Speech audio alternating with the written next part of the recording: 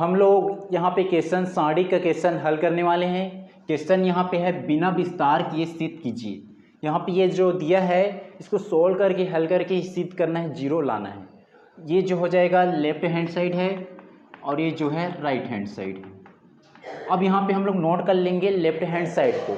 इस साइड को हम लोग सोल्व किए, बिना विस्तार किए सोल्व किए, हमें लाना है जीरो लाना है। बिना विस्तार किए मतलब यहाँ पे जो हम लोग निकालते हैं यहाँ पे A11 A12 उसको ना किए हुए हमें बिना विस्तार किए यहाँ पे इसको सोल्व करके जीरो प्रूव करना है, सिद्ध करना है। हल करेंगे यहाँ पे लेफ्ट हैंड साइड गिवन है यहाँ पे, इसको सपोज कर लेंगे, माना कि ये जो क्या है इसको ए मान लेंगे, ABC, ठीक है, ये मान लिए। अब यहाँ पे है ये x plus y plus z plus x। Second part में है ये zx y। तीसरे पार्ट में है ये 1 1 1। नेक्स्ट सोल्व करेंगे। अब यहाँ पे हम लोग संक्रिया लगाएंगे, संक्रिया अप्लाई करेंगे। यहाँ पे देखो ये R1 है, ये पंक्ति पहला है, ये पंक्ति दूसरा है और ये पंक्ति तीसरा है, R1 R2 R3। अब यहाँ पे देखो ये जो है एक्स वाई जेड, इसको बना सकते हैं क्या? कैसे बनाएंगे? जेड को यहाँ पे जोड़ देंगे। यहाँ पे देखो एक्स वाई जेड बन सकता है कि एक्स को इसमें जोड़ देंगे, एक्स वाई जेड बन जाएगा।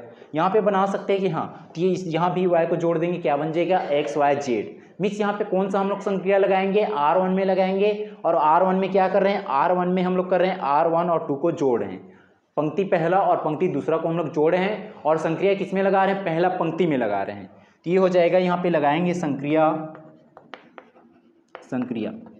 लगाएंगे किस में? R1 में। तो ये हो जाएगा R1 धन R2।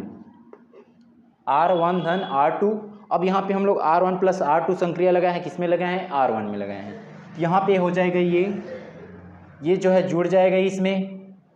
यहाँ पे केवल जो है R1 बस चेंज होगा और R2 R3 उसमें कुछ चेंज नहीं होगा। यहाँ पे हम लोग जो है इसमें चेंज होगा कि हो जाएगा x plus y plus z हो जाएगा। ये जेड को यहाँ पे जोड़े, यहाँ पे x को जोड़ेंगे क्या हो जाएगा? x plus y plus z. यहाँ भी हो गया ये x plus y plus Z.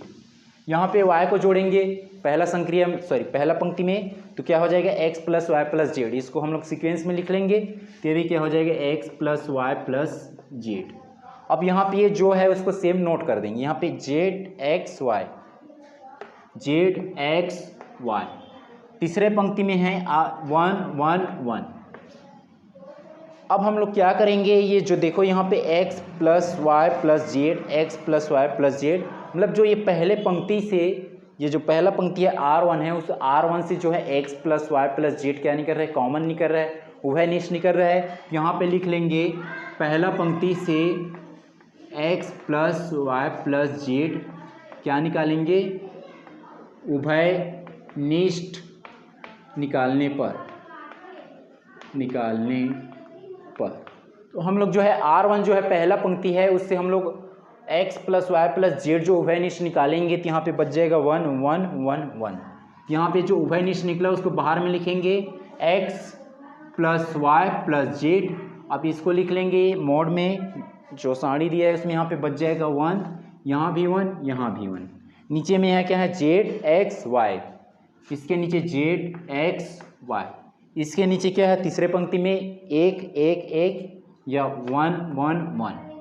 ये हो गया डिटर्मिनेंट, जो सारणी है वो क्या हो गया? क्लोज हो गया।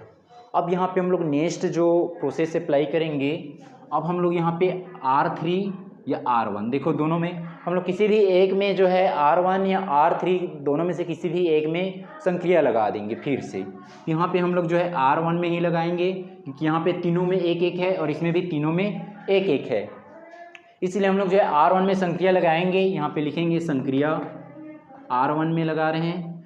R1 में लगाएंगे तो R1 में R3 को घटा देंगे, जो ये R1 है उसमें R3 को घटा देंगे, जिससे R1 में क्या आ जाएगा? 0 0 0 आ जाएगा तीनों में। तो यहाँ पे ये जो है ब्रैकेट में ये x plus y plus z है, और यहाँ पे ये जो है हम लोग संक्रिया लगाएंगे तो ऊपर वाला तीनों क्या हो जाएगा? ये 0 हो जाएगा, 0 0 0। और इसके नीचे क्या है? zx y, और ये हो गया 1 1 1। अब यहाँ पे देखो ये जो है किसी भी पंक्ति या किसी भी कॉलम में, किसी भी जो पंक्ति या किसी भी स्तंभ में यदि जीरो आ जाता है, सभी क्या है यहाँ पे देखो, ये तीनों, ये पहला पंक्ति है, तीनों क्या है, जीरो जीरो है। मान लो यही कॉलम में रहता है, ये और ये क्या रहता है, तीनों जीरो जीरो रहता। ये दूसरा कॉलम रहता है, ये जीरो ये जीरो ये जीरो, या तीसरा कॉलम रहता, कोई भी एक कॉलम या कोई भी एक पंक्ति में जीरो आ गया, सभी जो एलिमेंट्स है, तो क्या हो जाता है, उसका वैल्यू, ये पूरे का वैल्यू क्या हो जाएगा, जीरो हो जाएगा। उसको हमें आगे सोल्व करना नहीं पड़ेगा, तो ये पूरा क्या हो जाएगा, इसका वैल्यू जीरो हो जाएगा। यहाँ पे लिखेंगे x plus y plus z, और इसका वैल्यू क्या हो जाएगा, जीरो, मिस गुणा जीरो हो जाएगा। और किसी भी संख्या या किसी भी जो ये जो अल्फ़ाबेट जो अचर है उसको गुणा करेंगे जीरो से, तो उसका वैल्यू क्या होता है, जीरो हो जाता है। ये हो जाएगा जीरो। यहाँ पे हमारा जो जीरो क्या हो गया, प्रूव हो गया, यही हमें सिद्ध करना था। लेफ्ट हैंड साइड को सोल्व करके हमें राइट हैंड साइड लाना था जीरो, यहाँ पे जीरो आ गया। अब हम लोग लिख लेंगे यहाँ पे लेफ्ट हैंड साइड इक्वल में राइट हैंड साइड, दोनों क्या हो गया, बराबर हो गया। यहाँ तक समझ आएगा आप लोग को। यहाँ पे हमें इसको सोल्व करके जीरो लाना था और यहाँ पे हमें जीरो मिल गया, प्राप्त हो चुका, उसको हम लोग लिख ले प्रूव, सिद्ध हो गया। आप लोग इसको नोट कर लीजिए।